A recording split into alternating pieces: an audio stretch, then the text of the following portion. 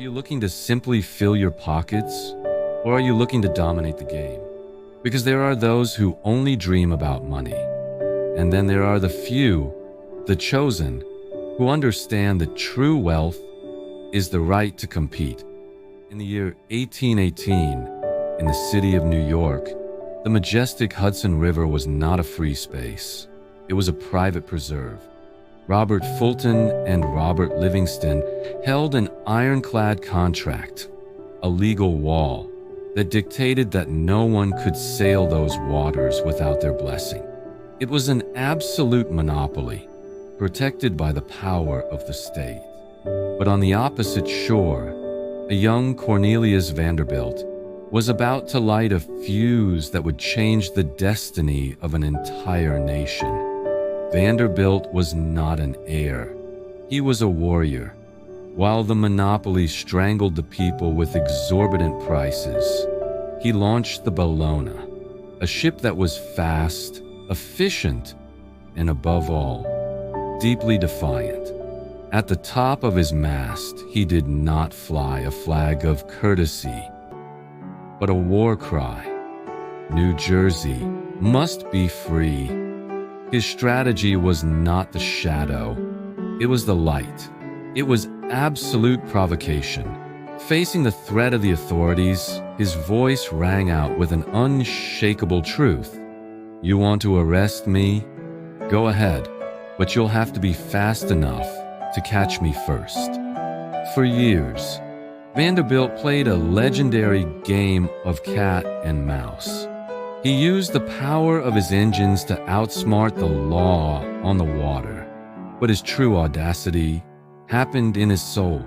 The owners of the monopoly, desperate to stop him, tried the oldest tactic in history.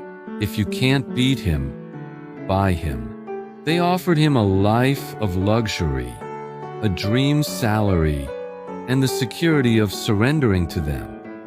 Any other man would have knelt, but Vanderbilt was no ordinary man. His response was etched into the marble of history.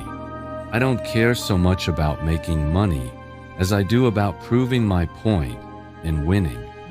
To him, it wasn't about coins. It was about principles. He understood what the whole world ignored, that human ingenuity cannot be chained. He wasn't looking for a salary. He demanded the right to compete. The battle escalated from the Jersey docks to the courtrooms of Washington. In 1824, the verdict was a thunderclap that shook the foundations of privilege.